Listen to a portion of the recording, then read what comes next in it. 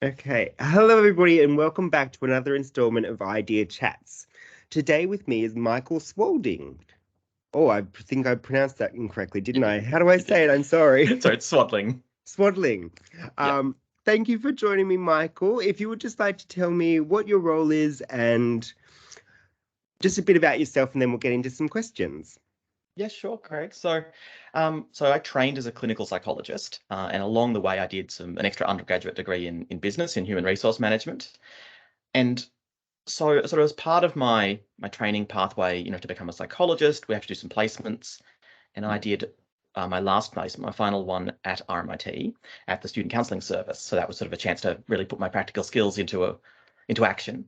And it turns out I really loved that setting. I really enjoyed supporting students who are struggling and students who are sort of at a point in their life where they're reconsidering what they want to do, how they want to exist in the world, who they want to be, all that kind of stuff. And so I sort of stuck around long enough to get a job at the service the following year, and then spent the last 7 years up until mid last year working at that service, so providing therapy to students, being called on for some risk management and some advisory kind of work as well from time to time, and eventually doing some supervision of other provisional psychologists who were on placement, like I'd been. Yeah.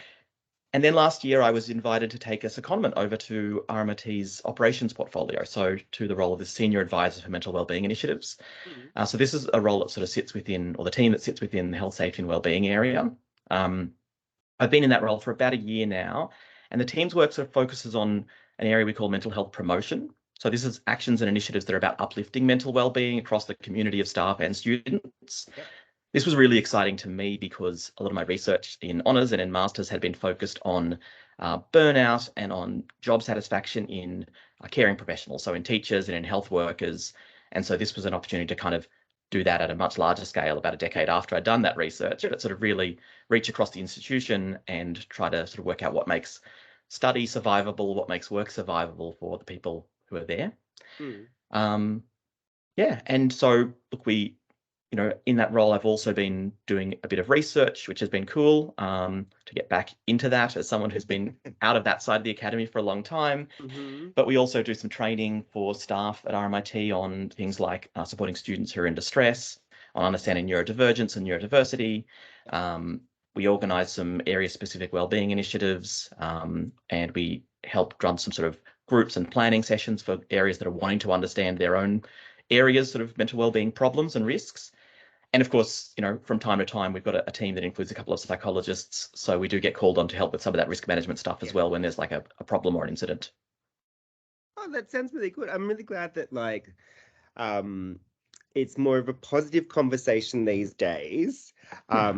When I was at uni a while ago, um, um, the conversation was basically like, do not tell anybody if you have any mental health issues because they'll hold it against you. Yeah. And I was sort of like, that is such an old school mentality. Like, how dare you? Yeah, and unfortunately, it still happens in some places, even Yeah. in some areas of a university, there are going to be different subcultures and different attitudes towards mental well-being in certain schools, colleges, portfolios, etc. So, it'll be a mixed bag. Yes. But we're trying to sort of move everyone up towards that stance where it's something that people are comfortable talking about, comfortable getting support on if that's what they need, but also looking at sort of how do we design the workplace to make that less of a problem, to make it so that, you're not being injured at work psychologically. Okay, so awesome. Working within psychology, have you found that recently people are talking more about their mental health? Yeah, I think they definitely have. Um, I'd say that the changes in the way that we've had to live during the pandemic, especially our long periods of lockdown for those living in Melbourne, have really brought mental wellbeing to the front of people's minds. So, there have been some changes in the way that we get our social needs met. There's been this kind of invisible lurking danger that could be anywhere. There's been financial stresses, especially for students, but of course for many staff in the university sector as Mhm. well. And of course, for many people, there's been personal experiences of illness, for some loss or of increased disability as well. So it's been a really difficult year, a difficult couple of years for so many people. And as a result, I think we're seeing lots of people really feeling empowered to, or feeling like it's necessary to talk about their well-being at work as well as in personal and in public settings. Hmm. Well, I guess it's also because being isolated, so you miss those incidental conversations where you sort of just like, I'm not feeling great today. Right. And That sort of someone water brings it cooler up. conversation or, Yeah. you know, other kind of organic interactions. Yeah. Yeah. Whereas like sitting at home, you sort of have to be like, I'm not doing well. Yeah. Help me. Yeah. Yeah. It's very different, I think, and we're all Yeah. sort of still catching up. Yeah. Okay. So question number 3. So have you found there's been a greater awareness within the workplace about maintaining good mental health? Look, this is a complicated one. I think there's been lots of ideas floating around workplaces for a long time about mental well-being and mental health. Unfortunately, many workers experience those as kind of superficial and not really addressing the underlying issues that lead to poor well-being. Yeah. So in Victoria, and I think in other states as well, there's some incoming regulations that are really sort of changing up the requirements for what a psychologically safe workplace is. Now, there were already some existing obligations under the Occupational Health and Safety Act in Victoria, but this is sort of making it much more explicit. It's really pushing employers to be proactive about psychological health. And that means not just supporting someone when there's an injury, when they're not feeling well, but redesigning those systems of work to reduce the risk of that injury occurring. So that might be looking at factors like, you know, is there incivility? Is there sort of impoliteness and friction happening in the workplace? Are people being exposed to traumas? Is workload, you know, too much or occasionally too little workload can be a stressor as well. Yeah. Do people feel like the workplace is one that's fair? Because when it's not, that tends to have pretty big psychological impacts as well. And so all of these kind of factors and more, I think, are something that you know, workplaces are forcing to be a bit more cued in on. Okay, well, that's really good to know. I will keep an eye out for those. Awesome. And have you seen a change in how people relate to work after the global pandemic? Like, I think there's now a lot more conversation around what is work-life balance and how important it is, which I find is beautiful and wonderful. But like, from your standpoint, has there been that conversation a lot more as well? Yeah. Look, I'll add the note that, look, I'm not convinced the pandemic's over, right? There's still, Oh, you yeah, know, yeah. I think we're sort of going back to normal, but I think for many people that's creating increased psychological distress because they're sort of stuck between a rock and a hard place. Work expects me back, but I'm not feeling like it's a safe place to be. Yeah. But I'd say, you know, in the last couple of years around the pandemic, but not exclusively because of it, we saw this sort of so-called great resignation where people, especially in America, for example, were feeling empowered to sort of resign and seek better jobs. Um, we're seeing workers in lots of industries realizing that they have some bargaining power, that their labour's worth more than they're getting paid. So people are leaving, people are renegotiating, people are demanding workplaces better suited to their needs. You know, a simple example for those that are in Melbourne, and I think elsewhere where they had smaller lockdowns, you know, losing that daily commute to work, like that can mean reclaiming a couple of hours in each day to spend on life admin, to spend with your family, spend on hobbies or play.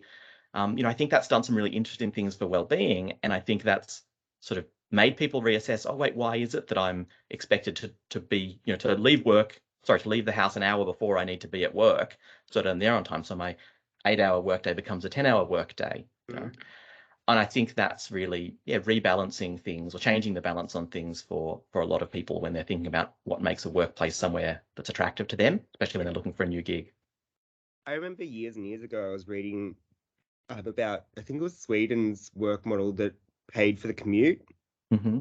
So it's sort of like if you live an hour away, they pay for that hour worth of travel. And it's like, well, that's totally fine because at least then it makes sense that, yeah. And if you're on call, if you're, you know, expected to answer your phone or answer emails during that commute, yeah, you know, depending on whether you're driving or on public transport, of course. You know, some European countries have also put in restrictions on whether you're allowed to be contacted outside of work. You know, this idea of kind of being sort of your work hours, the only hours that you're at the disposal of your employer. You know, I think that's a really interesting idea. I'm not sure it suits every industry and it suits every person, but you know, I think there is this, you know, as technology has broadened the way we can communicate in all sorts of lovely ways, it's also broadened the reach of our work into our personal lives in some complicated ways, I think, for many people. Yeah, and I think there's going to be a large conversation around the shift of how do we like negate that sort of creeping in. Yeah, definitely.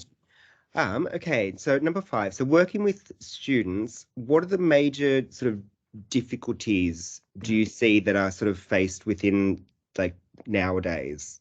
Yeah, for sure. So, look, I've been away from the direct therapy with students for about a year, but of course, I still have some contact with them.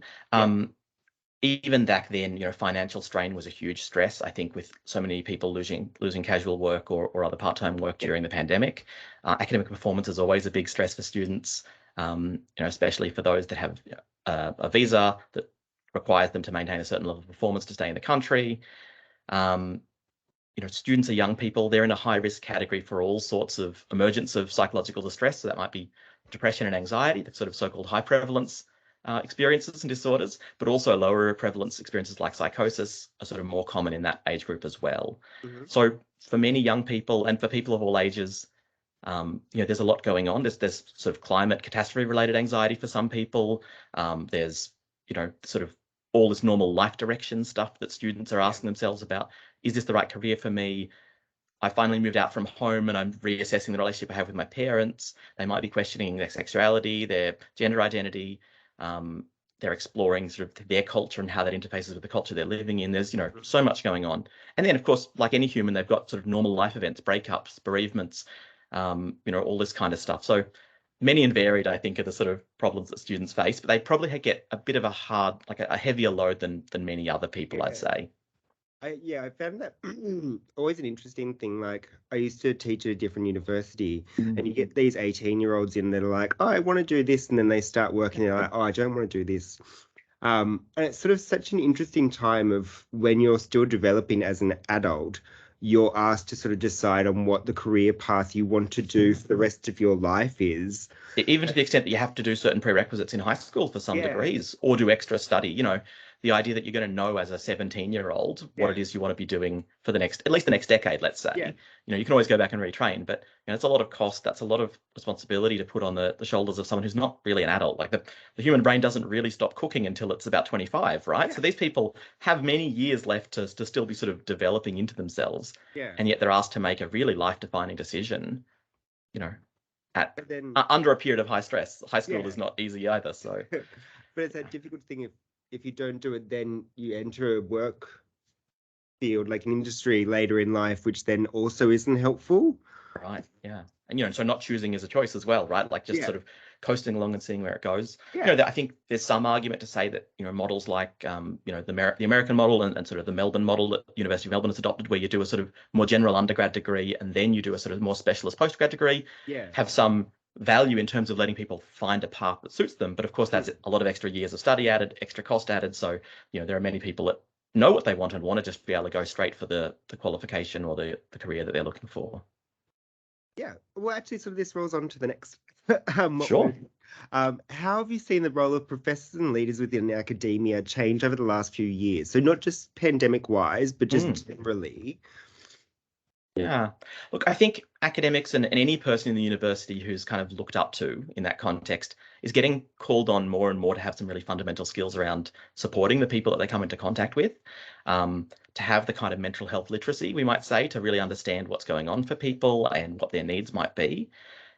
Leaders are in a position where they have a really huge impact on the overall culture of the institution, and that includes their well-being culture. So, that they say sort of one rotten apple spoils the barrel, right? So, if there's one person at the top who's really dismissive of well-being concerns, you see that culture start to spread, right? You might see that sort of uncivil behavior start to occur between other people who are a bit pissed off or a bit frustrated, where there's already been friction. They'll start taking that out on their colleagues because that power of the relationship, they can't really take it out on their boss or the senior academic.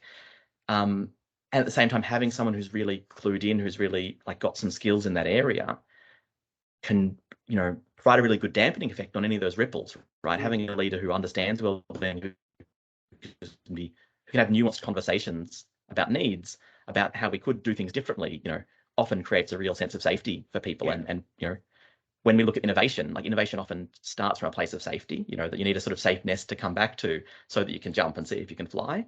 So I think if we can, I think that's something we're getting more and more pushed to see as leaders, senior academics who are able to really create that safe spot for exploration, for innovation within their work areas. I think it's quite an interesting thing because obviously for a lot of people, when they started this, these conversations weren't happening. And so for people who have, say, been in senior leadership or senior professors, etc., for 20 to 30 years, having to sort of retrain can be quite difficult in itself. And I know that, like not within my center, but I've heard people say there's been quite a bit of pushback every now and then, being like, oh, well, we don't need to do that because we're fine, or blah, blah, blah, blah, blah. But it's sort of like, how do you Get people to understand that like they're fine, but not the rest of Right. it. We don't necessarily know whether everyone else is fine because we're not Yeah, asking. We don't even know how to ask if we're not, you know. I yeah, think as well, academics especially sort of have been taking on, and I guess they always have taken on, but you know, there's perhaps some more specificity about what they're meant to be doing there in that sort of pastoral care role. So yeah, when students are unwell, you know, at RMIT we have equitable learning services and equitable learning plans. Other universities have similar sort of disability support plans and so on. And that means that you know, academics have been given some information, probably not a diagnostic label, but some information on someone's specific needs and how they are expected to meet those. yeah, And that requires, again, some kind of understanding of like, oh, how do I navigate this? And how do I not take that personally? Because a lot of academics kind of feel like this is sort of a violation of the contract of academia, that, you know, everyone's meant to sort of have the same opportunity. yeah, And some people seem to be getting a different opportunity. And, you know, the goal of this is to actually make sure everyone gets that same opportunity. It's just that people need different pathways to have yeah, that opportunity. But that can be, you know, something that takes some getting used to if you've been thinking about things in a certain way for a long time. yeah. Well, fingers crossed. Okay, so number 7, this is possibly something that's difficult, but what is the best general advice you can give someone to maintain mental well-being? Yeah, look, you're right. This is a really tough one to answer because everyone's needs are different. And of course, there are lots of different opinions within psychology and within the literature. Yeah, Like, there's some fairly well-established research that suggests taking care of your fundamentals. So, you know, eating well, sleeping well, moving your body around, following up with a doctor on anything that's sort of in your body that's not behaving the way you think it should. And as well, sort of a cluster of behaviors that they call the 5 ways to well-being. There was some 2008 research by the UK government that really, you know, looked at a lot of data around well-being and tried to work out what are the sort of core behaviors of people who are well physically and psychologically. yeah, So that looked at being connected to others, making sure you are moving your body around. So exercising doesn't mean going to the gym, but just sort of not sitting in a rigid position for 8 hours a day. yeah. Slowing down, taking notice of what's happening inside you and around you. So that's, you know, thoughts, feelings, but it's also, you know, paying attention to your environment. Um, you know, giving to others by sort of sharing your time, sharing your energy, sort of connecting with the community in that way, and sort of finding ways to continue to learn as well. So, you know, whether that's a new recipe, a new language, there's just something that sort of keeps that those neurons sort of ticking over and building something new there. So all of those seem to result in good health, including Mhm. good psychological health. There's also some really cool research coming out of, I mean, again, there's lots of opinions in psychology, but you know, the area that I'm really passionate about is what we call contextual behavioral science. And Mhm. so some of the researchers in that area have been doing some really cool things around this construct of psychological flexibility. So there was a meta-analysis that came out earlier this year, Hayes, Cherokee, Hoffman, and Sindhu, that looked at 55,000 other papers, um, and suggested that, you know, they sort of try to work out what are all the factors that might influence someone's well-being, recovery from psychological illness. And it suggested that psychological flexibility contributed to sort of 20 to 25% of the total change. There it was the highest area. So that's kind of around being open to new experiences. Again, that idea of sort of being aware of what's happening inside you and around you, Mhm.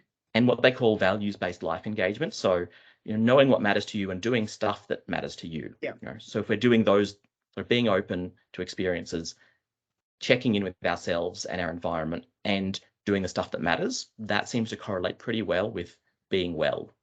Okay, cool. That's really interesting. You can hear me, yeah? Yep, you're still coming through. Okay, cool. And is my video still going? No, it's paused. Well, Okay. it's stopped. So That's fine. I don't need to be seen. People see no me worries. once. Everyone can see the bookshelf now. Yeah, exactly. Okay, so number 8. So this one is once again a very general question. Sure. What are signs/behaviors for people to look out for with their peers and colleagues? So Yeah. obviously, if someone is under mental distress or might need a bit of assistance or guide into the right area or something, yeah, Yeah, I think the first thing that people might look out for, and the first thing they can really notice, is kind of behavioral change. So, you know, a really obvious example would be if someone's normally bubbly and vivacious and now they're sort of seeming withdrawn or kind of emotionally flat. I think most of us would presume there's something going on for that person. Of course, changes can be a lot more, you know, a lot smaller than that. Maybe it's just someone speaking up a bit less in meetings. Maybe it's just noticing that they're, you know, the expressions on their face seem to be a little, you know, less positive or less happy than they otherwise would be. Really, any significant change in someone's behavior probably points at something changing in their internal world. Sometimes that's a wanted change, something good, and sometimes it's a difficult one, something that's sort of uncomfortable or increases their distress or suffering. Another sign might be neglect. So people no longer seeming to really sort of take care of themselves. And of course, sometimes that's just because life is really busy. But if someone sort of seems to be, wearing clothes that aren't in the same style they normally would, they're unironed, or they're sort of unkempt in some way, if they don't seem to have paid any attention to their hair in the way that they normally would. And again, people are allowed to sort of care or not care about these things. But if someone has been caring and then changes in the amount of care they give, that's probably a sign that there might be something happening for them. Personally, I'd also look out for that sort of psychological inflexibility. So that'd be, people being closed off, being more avoidant than usual, people being out of touch with what's happening around them, or seeming like they don't really are in touch with what's inside them, and being disengaged or disconnected from kind of a sense of meaning or purpose in what it is they're doing. Okay, yeah. I guess it's sort of one that you don't necessarily notice all the time. Like, a lot of the time you'll sort of notice if someone's withdrawn, but then if someone sort of gets a bit more crabby, you're just sort of like, oh, okay, they're having a bad day. And right, we all have bad days, so it's okay to just sort of be a bit off. But it's when there's that persistence, I think, would be sort of one of those situations where we go, maybe there is something more significant happening here if there's been an ongoing change in that behavior. Okay, so this one's sort of, once again, more for if anybody wants to assist themselves or others. What are some great services for people to access? Yeah, look, again, it's a complicated one. I think, I'm pretty biased. I'd say therapy is a really good start. So that'd be, in Australia, that'd be usually going through your GP and getting a referral to see a psychologist, OT, or mental health social worker. Waitlists are pretty long at the moment. Affordability can be an issue too. There are lots of support lines. I think everyone's heard of Lifeline, of SANE, of Beyond Blue, and so on. And of course, people have had a variety of experiences with those, some of them positive, some of them not so positive. I'd say as well, community groups. So groups focused on well-being, but also those focused on a shared hobby, on a cause, on a project, maybe on shared faith. These seem to provide pretty good well-being benefits as well in the literature. So, connecting with others in a way that feels meaningful or purposeful, I think is one of those sort of things that people might find is helpful if they're not doing it. And I think during the pandemic, during lockdowns, a lot of that stuff fell away. So I think it's often a bit of a void that people might not have even noticed is going on for them. And so just sort of making sure you're picking back up things that you used to do that brought you joy. Yeah, or seeking out new things. If the things that used to be good for you aren't anymore, have a look around and see what else is happening. Yeah. And with seeking therapy, if you get a mental health plan from your doctor, it's sort of like 6 or 10 subsidized? So it's normally been 10 subsidized sessions in recent years. During the pandemic, they've actually increased that to 20. I'm not sure if that's confirmed yet, whether that'll be continuing into next year. So probably work with the idea of 10, but the evidence base suggests that 18 to 20 is probably the sweet spot for change in therapy. So it'd be great if the government decided to continue that system. Yeah. And of course, as I mentioned, the affordability can be an issue. There are some bulk billing therapists, but of course, many of them do charge a gap fee, and depending on people's circumstances, that might be more or less affordable for them. And for students, obviously, majority of universities do have. So most universities have a counselling service available to students. Many of them that have postgrad psychology programs also have a public-facing clinic where their provisional psychologists are offering assessments or therapy to the public. So that might be something that people could seek out as well. They might not feel comfortable going to their own uni, depending on the discipline that they're in. If not, they might go to another uni. So that could be one place to get sort of something that's a bit more affordable as well. Okay, perfect. Just my last question, because I know you've got to run soon. That's okay. How do you yourself maintain your mental well-being? Yeah. Look, it's an ongoing process, right? I'm lucky enough to have found meaning in my work. That gives me a good head start. I've got stability in my employment. I've got a roof over my head. I don't have any real significant financial stress at the moment. So all of those kind of give me a head start on being well. For me, I do some volunteering for a psychological science association that's sort of dedicated to reducing human suffering by disseminating good science to therapists and encouraging good research. Being part of that community does create some stress, but it also really gives me that big booster for meaning, for social connection. I've got hobby nights with my housemate and our neighbour to play some board games. I try to get some exercise, but I think could probably get some more. For me, I think it sort of comes back to, again, that idea of psychological flexibility. So, trying to be open to new experiences, trying to be sort of paying attention to what's going on in and around me, and, just doing stuff that feels meaningful, like, feeling connected to purpose in my life. And I think the times where I've lacked that have been the times where I've felt much less well. So Yeah. I'd say that's the core. Okay. Well, thank you so much for your time today, Michael. My It's pleasure. been really wonderful, and have a good rest of the week. Thanks so much. Take care. Thanks. Bye.